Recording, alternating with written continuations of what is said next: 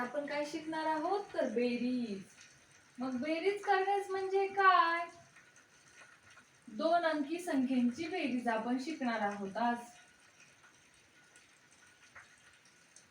दोन अंकी संख्येची बेरीज. मग बेरीज म्हणजेच काय तर मिसळणे किंवा मिळवणे. समजा तुम्हाला तुमच्या आईने 2 चॉकलेट दिल्या आणि आणखीन तुम्हाला 2 चॉकलेट दिल्या. मग 2 चॉकलेट आणि आणखीन 2 चॉकलेट मिळून तुमच्याकडे किती चॉकलेट झाल्या? 2 आणि 2 मिळून 4 चॉकलेट झाल्या. हे झालं. सोपं आहे की नाही? फक्त काय करायचं आहे? बेरीज करायची म्हणजे मिसळायचं आहे त्या संख्येमध्ये. आणि बेरजेचं चिन्ह कसं असतं पहा. अधिक म्हणतात याला. अधिकचं चिन्ह आहे हे. मग हे चिन्ह असेल की काय करायची? बेरीज करायची. चला तर मग तुम्ही ही उदाहरणे सोडवा. आपण आणखीन उदाहरणे घेऊया.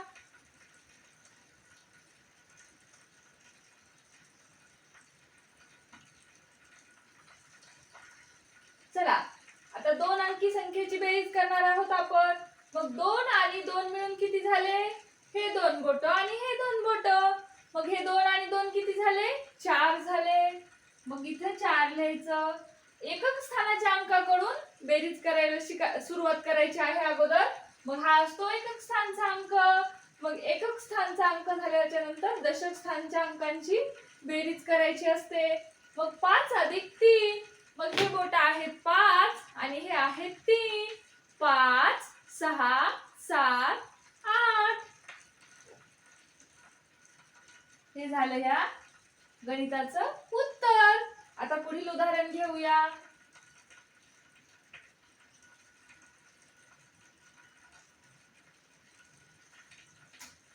पहा मग आता कोणत्या संख्येची अगोदर बेरीज करावी लागल? एकक स्थानच्या अंकाची अगोदर बेरीज करावी लागल. मग वरती किती आहे? 3 आणि खालती किती आहे? 5. मग 3 आणि 5 मिळून किती होती? 3 4 5 6 7 8. आता आहे दशक स्थानच्या अंकांची बेरीज. 3 अधिक 4. हे 3 बोट आणि हे 4 बोट किती झाले? 3 4 5 6 7. हे झालं या गणिताचं उत्तर. आता आपण पुढील आणखी उदाहरण घेऊया.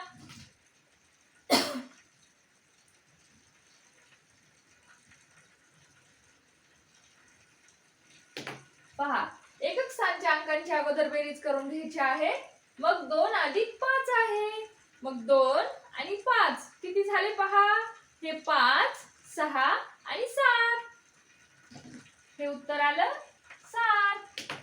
आणि दुसरं दशक स्थानचा अंक काय आहे? 4 अधिक 3.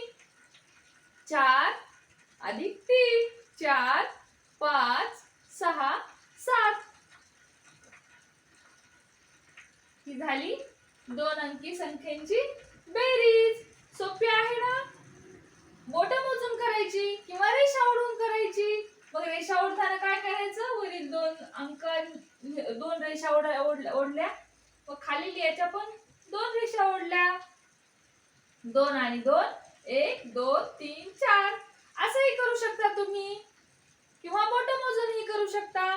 तर सोपी आहे ना? मग आवडला असेल तर नक्कीच व्हिडिओला लाईक करा व चॅनलला सबस्क्राईब करून ठेवा.